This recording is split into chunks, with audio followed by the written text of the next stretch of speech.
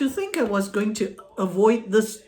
I was just going to ignore the section, the oracles against the nations around Israel, chapter 8, chapters 25, 26, 27, 28, 29, 30, 31, 32. But I'm glad I did, because drilling down this site is not the usual. Every prophet, Isaiah has it, Jeremiah has it, the oracles against the nations, okay? Here, Ezekiel has it, so what's so different?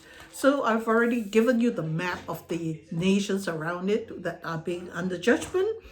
And I've given you chapter 28, verses 24 to 26 being the middle. So if you have a seesaw, the fulcrum is the middle. That's the middle part. That's the only part which talks about Israel, where there is no condemnation there. So that the Jerusalem has fallen, now they're in exile, so they will live out exile for the next 70 years, as Jeremiah predicted, prophesied, really. So, but going forward, will that mean, you see, the idea is you will be punished for your sins, period, end of story, but after that, I will restore you. So while these nations are being punished for their inactivity, to help Israel. So the longest is against Tyre, the Bible call it Tyrus, Tyre and Sidon, Phoenicia. And the last part is all about Egypt, which is very interesting. So I've already talked about the prophecies against Tyrus, against Tyre, how Ezekiel prophesied that Babylonians will come and destroy it. Now, in chapter 27, the lament for Tyrus, oh Tyrus, Tyre, you were once so magnificent. Lament means a funeral dirge, how the mighty have fallen, you were once so wonderful, and those kind of things. Now, where are you? So here, it's so beautiful. One can say, oh, it's God speaking in and through Ezekiel, as if Ezekiel has no input. When God uses us, he uses what we have here. And it's not like we're empty earthenware where you just put things in there. We are animated, we are living, we have a mind, we have history before us. So God makes use of that, just as he makes use of Ezekiel's prowess in his mind, his writing skills, and you can see it shine through, especially in this part. Ezekiel's rhetorical skills is like nothing you've ever seen among the prophets. I know God is using him, God speaks in and through him, but still, and when you read this part, you will, more than anything, really come to a different level of appreciation. Okay, let's get on into it. Here, Tyrus, I've gone through how Tyrus, really, Tyre was a rock, off the coast, off the Phoenician coast. Part of the city is on the mainland, and the rest is on the rock, where they have safe harbor, where they can launch their ships out as far as that's why there are a powerful maritime entity. And then it took 13 years for the Chaldeans, the Babylonian army, to kind of flatten it. Not really, but it would take a few hundred years later, 332 BC, where Alexander the Great would finally put the nail in the coffin and Tyre disappeared. So here in 27, the lament again, for Tyrus, I'm going to sing a funeral dirge for you, and that's what a lament is, that, you're going to be buried. So Tyrus, or Tyre, is being likened by Ezekiel to this magnificent ship. We've seen such ships before. I know I have in Stockholm, the Vasa. When I see this description, it reminds me of the Vasa. What the Vasa is, this wooden ship, huge, magnificent, beautifully carved, powerful, and painted. It's like magnificent. And the thing was, so when they finish it, they roll it out into the bay, It floated for half an hour and it sunk. It remained at the bottom of the sea for over 300 years before they had the equipment to finally float it.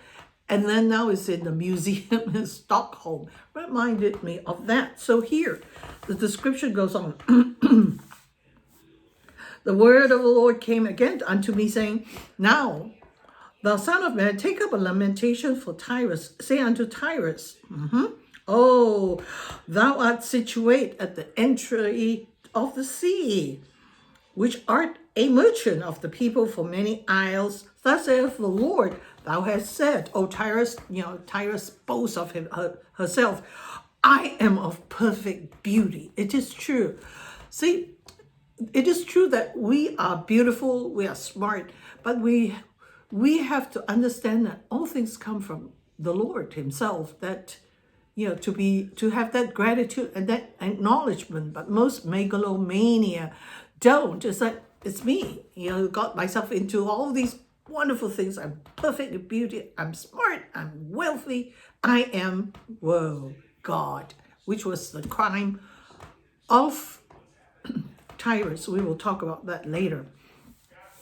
So it goes on to describe Tyrus as this beautiful ship.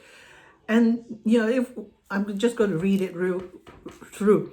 Thy borders are in the midst of the seas. Thy builders have perfected thy beauty. They have made thy ship boards of the fir trees of Sinai. They have taken cedars from Lebanon to make mask for thee. Of the oaks of Bashan have they made thine oars.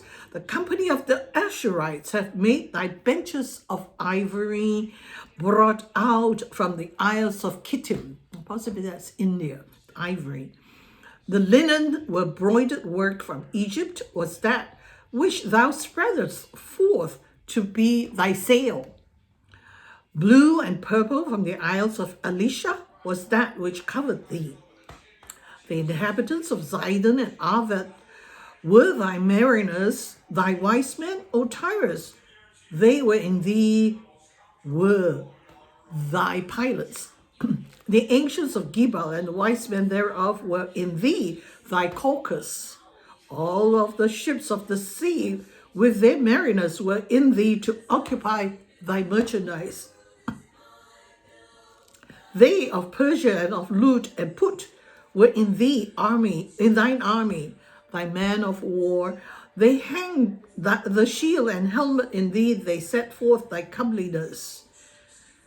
The men of Arvad with thine army were upon thy walls round about, and the Gamadines were in thy towers, and they hang their shields upon thy walls round about.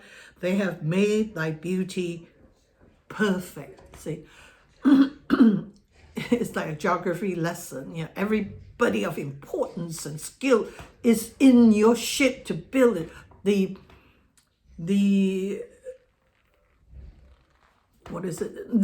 ship is made from the fir trees of Sinai. Your masts are the cedars of Lebanon. Your oars are the oaks of Bashan. And the people who sit to row your boat, they sit on ivory benches. And the linen that makes your sail, they are beautiful, embroidered, and they're from Egypt, the best in the world, blue and purple from these isles of Elisha. And the inhabitants of Zidon, Arvad, were the mariners, and the people of Tyrus, they were your pilots. They sail the ship. Where do you go? There's no GPS, no compass. So the mariners look at the stars. You need expert people in order to, you can just build a ship and then row out to sea. Where are you going to go? See, so you have mariners, pilots who knows the constellation at night and be able to plot where the ship goes. So it goes on and on about how this beautiful ship, which Tyrus is compared to, being manned and powered by the best in the world.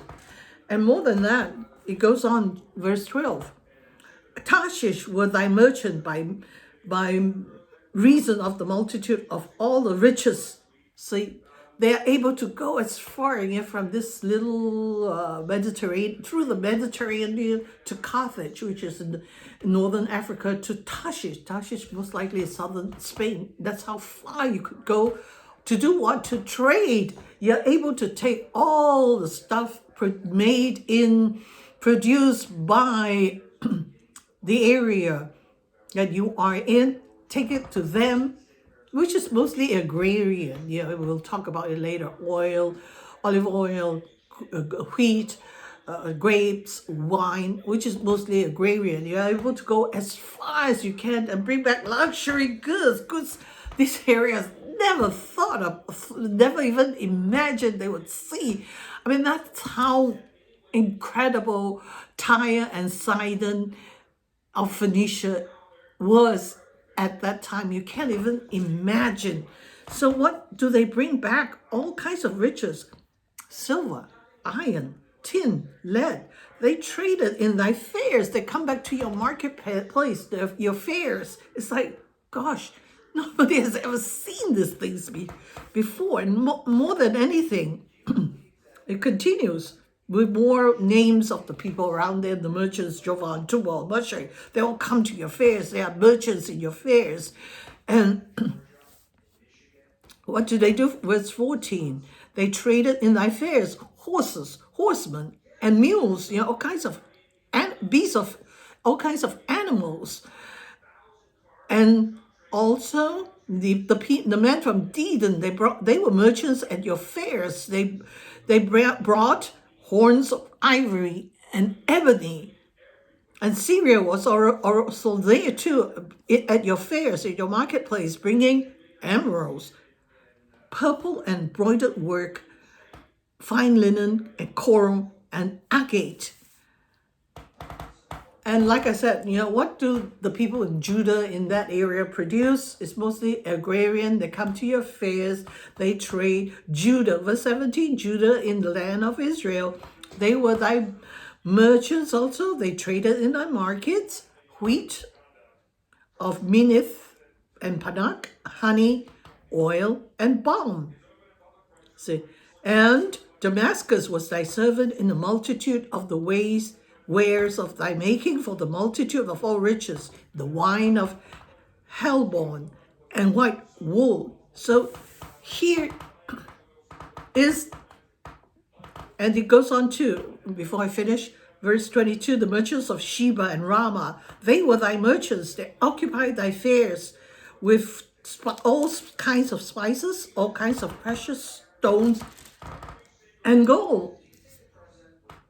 And this was how magnificent you were. It goes on and on and on. And what will happen to you? God said, I will destroy you.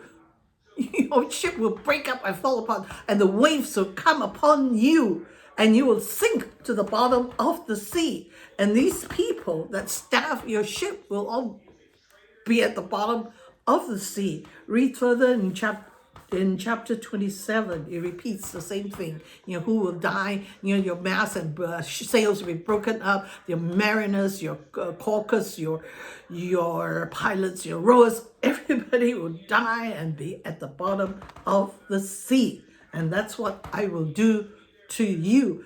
But reading this, I would encourage you to read 27, if nothing else, and 26 too, which I've already spoken about in the previous, and see the rhetorical prowess of Ezekiel.